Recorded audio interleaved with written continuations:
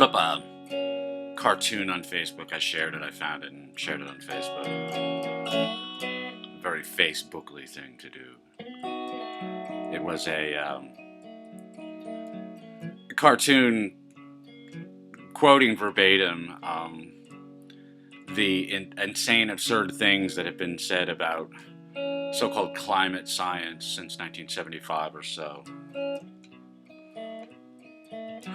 Things said with unbelievable confidence and absolutely no real-world results. That the current scandal over the global warming hoax is bad enough, but climate science has been engaged in egregious hoax behavior since there's been a subject called climate science. Which is really not surprising, frankly, because everybody who's associated with the so-called climate science movement is mobbed up in one way or another. That you hear all the time the complaint that so-called global warming denialists, a beautiful ad hominem attack, turning people who question questionable science in air quotes, turning them into Holocaust deniers, likening them to people who dismiss or deny or deride claims about the Holocaust. But the complaint is that many of those people are taking money from oil companies or whatever, energy interests in general, polluters. Which is plausibly true. What, of course, no one ever takes note of is that everyone who's on the pro so-called climate change side of the debate is taking government money. That climate science as such is government science. There is no such thing as climate science without massive amounts of government money. And it comes in many, many sources, but ultimately there's really only one source, because once you make it plain that you won't toe the government line, you won't get money from any source except possibly energy interests or other people who have a stake in opposing the government's position on climate science. So the question came to me, how do you resolve this? What do you do? I'm a D. I'm driven. Mostly what I'm interested in doing is not letting other people's problems land on my desk. What do you do about the competing claims about climate science, global warming, global cooling, climate change, incipient ice age, blah, blah, blah? What do you do about that? Nothing. What you do is nothing. You keep your own counsel, and in keeping your own counsel, you acknowledge that whatever position you happen to take on this topic is simultaneously egregiously uninformed, and I include myself in that charge. There's absolutely no way that you are going to make an informed argument about so-called climate science unless you are one of the people who is practicing it. That's number one. That having an opinion about this is completely useless because your opinion is uninformed.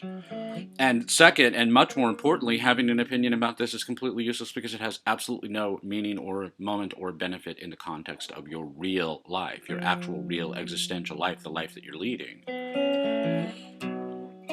The absolute best advice I could give to anyone on the subject of epistemological integrity, of maintaining the integrity of your own mind, is keep your own counsel.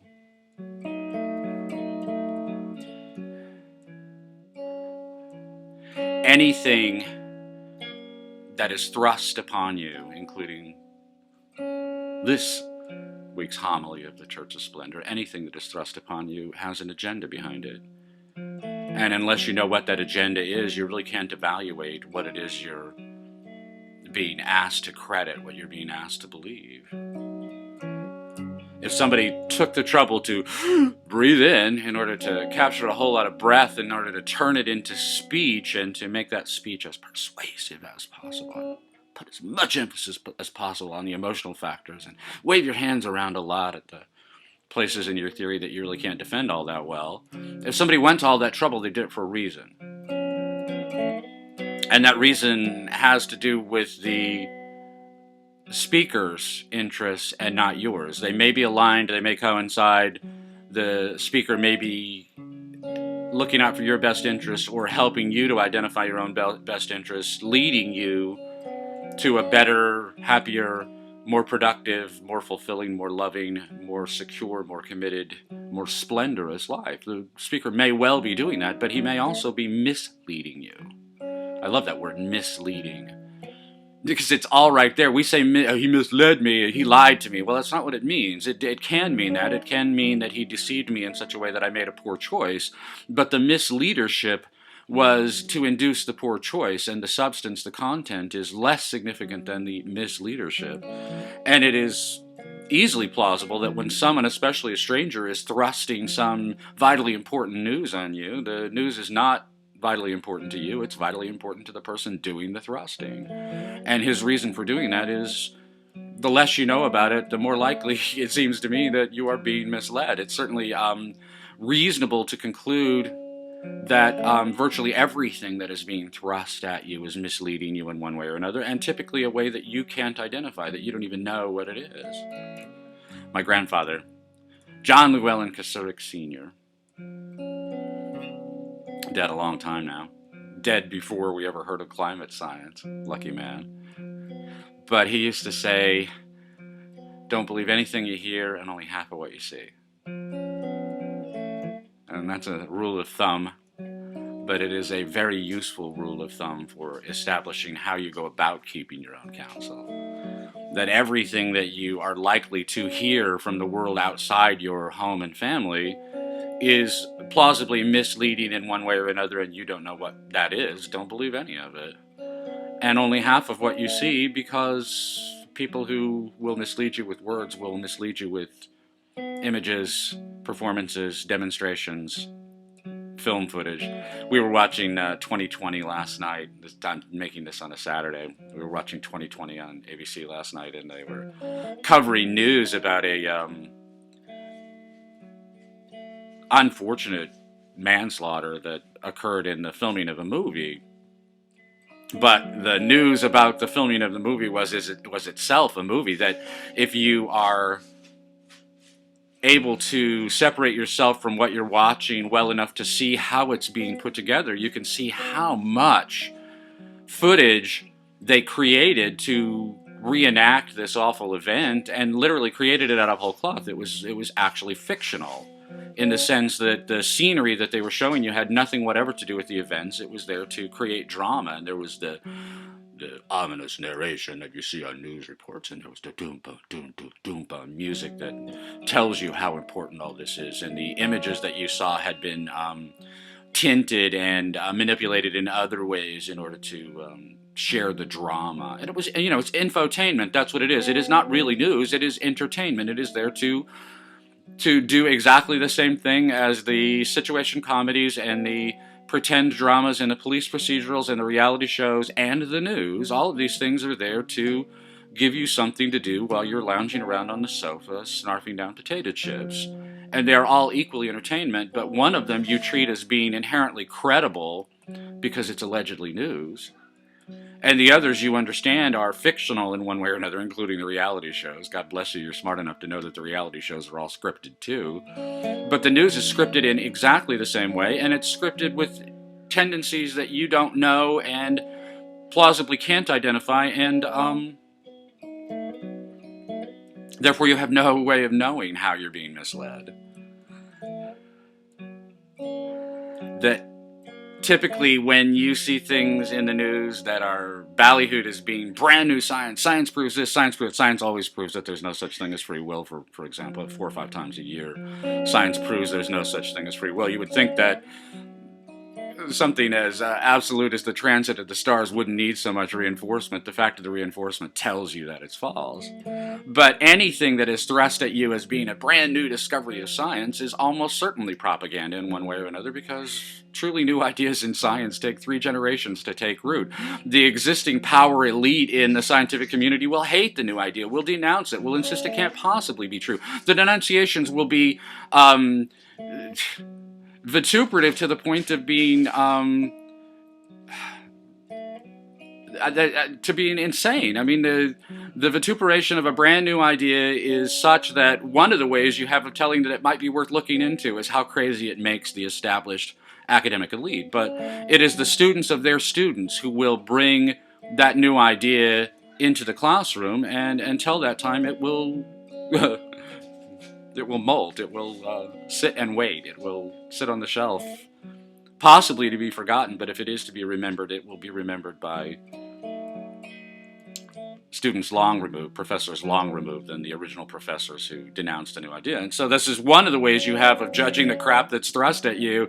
If it's brand new and hugely important, it's almost certainly a lie. Kathleen was looking into the history of the food pyramid and all of the dietary guidelines, again, thrust at us since the mid-70s. And 1970 was the great watershed in the destruction of the family, and the destruction of Western civilization has been racing forward since then in ways that you're not aware of because you spend all your time reading news and you think it's important what John Boehner thinks about Ted Cruz, or what Ted Cruz thinks about Barack Obama, or what Barack Obama thinks about Benjamin Netanyahu. You think that's news, and what's news is the federal government published, produced, promoted, promulgated a set of dietary guidelines that destroyed American health, that turned the people who followed that dietary advice, it turned them into giant food pyramids. I ate the food pyramid, and now I am one.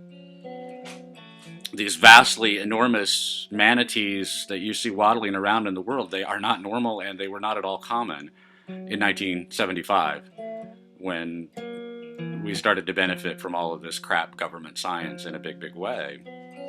This was terribly bad advice, and the science undergirding it, the so-called science undergirding it, was nothing. It was Marxism. It was maybe the first really successful thrust of feminism was young, college-educated Marxist women renouncing their mother's dietary habits and insisting that Marxism originally was patricide. Marxism is a de facto, culture-wide patricide, trying to eliminate the role of the father from human families, trying to eliminate the role of the man, of the self-responsible man, from social life entirely, from political life entirely. But arguably the food pyramid and all of the dietary advice put out by the federal government is feminists trying to kill their own mothers, that Marx and Engels wanted to kill their fathers. Feminists maybe are trying to kill their husbands and their mothers. Ultimately, government science exists to eradicate the human race. If this is not the intention, and I could be easily persuaded that this is the underlying intention now, that Marxism started as patricide, that it became uxoricide. I have no idea how to, there must be a name for killing your spouse, killing your husband, killing your mother, killing your children in millions by the millions, but it's plausible, easily arguable to me that the actual purpose of Marxism now is to eradicate the human race, to make the earth perfect by eliminating the one species that can identify imperfections.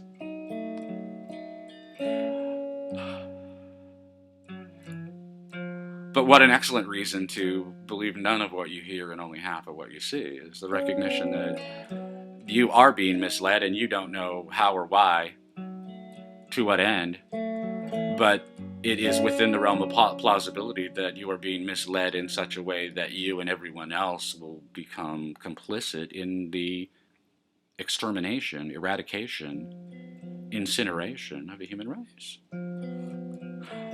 What a good reason to keep your own counsel. As to the original question, how can you trust either side?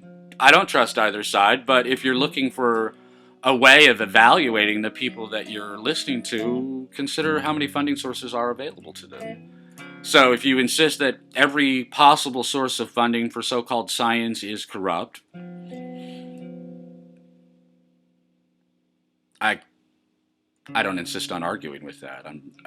You can go to the Black Swann, you can go to the outliers. Oh, there must be some that's honest. I'll give you that. There must be some that's honest. Is there a lot that's corrupt? I'm inclined to think there is. Is most of it corrupt? I'm an easy sell on that proposition. Is virtually all of it corrupt in one way or another?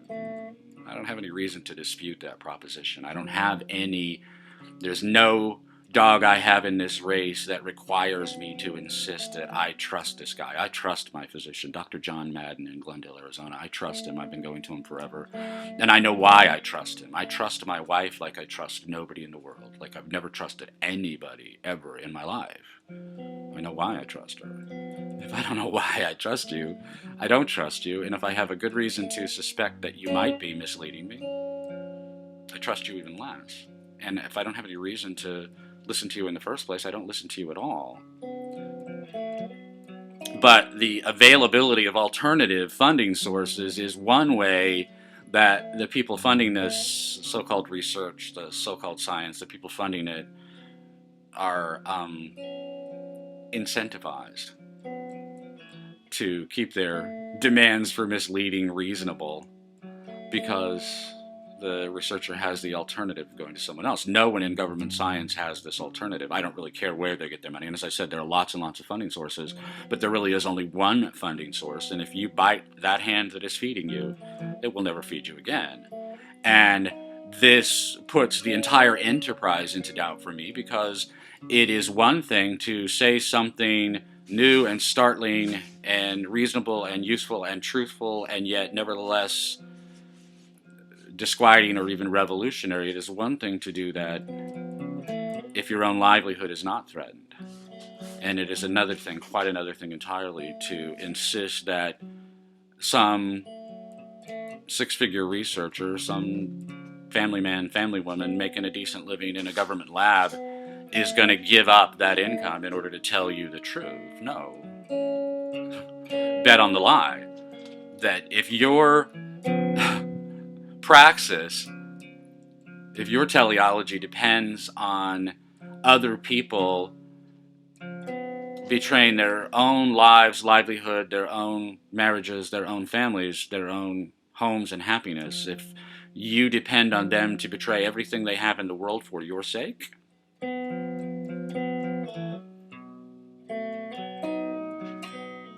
this sounds like a black swan event to me. I wouldn't hold my breath waiting for this to happen. But the availability of alternative funding sources is one way you have of judging the relative probity of the things that you're being told. And in that regard, I would regard freelance, independently contracted researchers as being reasonably more reliably plausible than government scientists. Government scientists are in a situation where they cannot possibly tell a truth that goes against the government's line. If they do, they're unemployed, unemployable, plausibly never employable again. And it seems unreasonable to me to expect that they would do anything that would destroy their careers, destroy their livelihoods. They may have gone into science with the absolute best of intentions. They may have regarded themselves as incipient Galileos, but Galileo we remember because he's rare, not because he's common.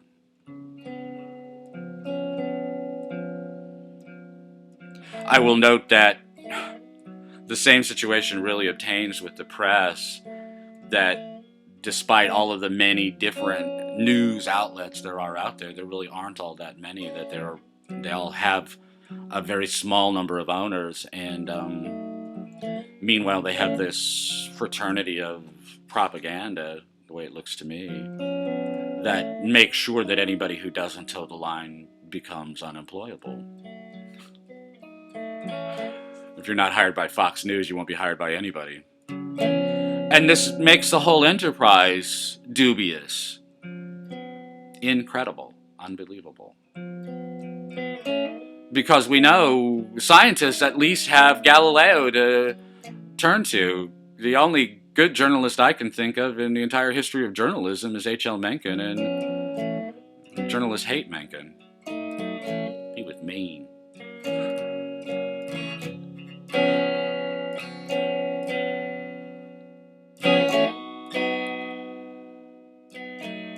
And that leads me to my ultimate argument is look out for your own. Most of what you might read in the popular press, most of what you might see on television is completely irrelevant to your life anyway, so ignore it.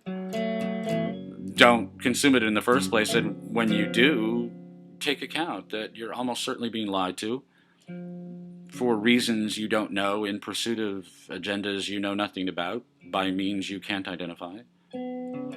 But you are almost certainly being lied to in one way or another, and your ability to credit that information with any sort of reliability, veracity, is inherently limited. You have no way of checking on this stuff. But guess what? It doesn't matter. Because what matters is your life, your spouse, your family, your home, your work, your friends, your life. That's what matters. And all that crap in the news, at the absolute minimum, is leading you away from your values. It's misleading you toward any values other than your own simply by occupying your time with trivia, with things that don't matter. So how do you resolve the problem of dubious, bought and paid for, obviously tendentious science, promulgated, promoted, pronounced to be holy writ by bought and paid for, tendentious journalists and entertainers?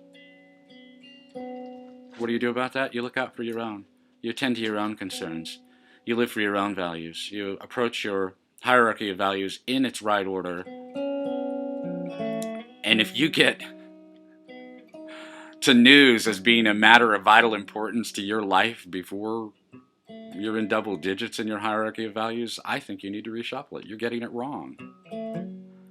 I go through the list a lot, and things may shuffle. If somebody ever makes a list, they can compare the list. This could be a new branch of scholarship for high C intellectuals, is comparing my hierarchies of values. But self, spouse, family, home, work, friends,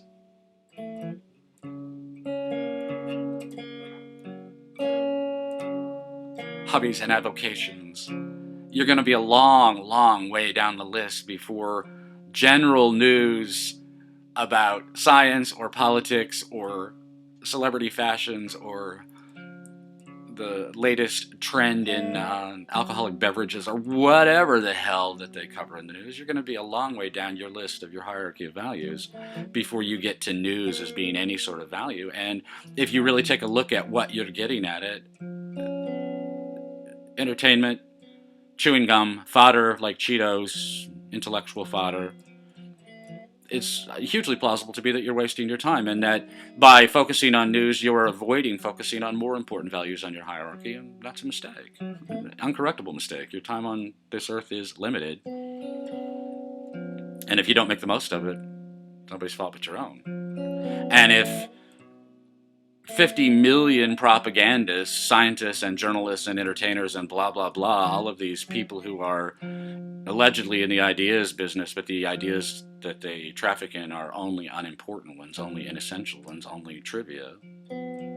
If you are misled by them only insofar as misusing your time, using your time inappropriately, using your time in such a way that you don't achieve your values, that all you do is waste your time, that may be their only goal anyway. This may be the way that they're eradicating the human race, is by boring us to death with allegedly exciting trivia. It has nothing to do with you. And what does have to do with you is living your life your way.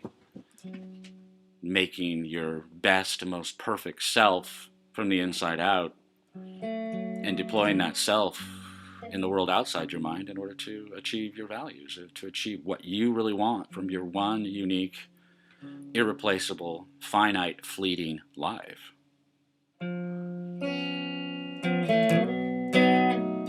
I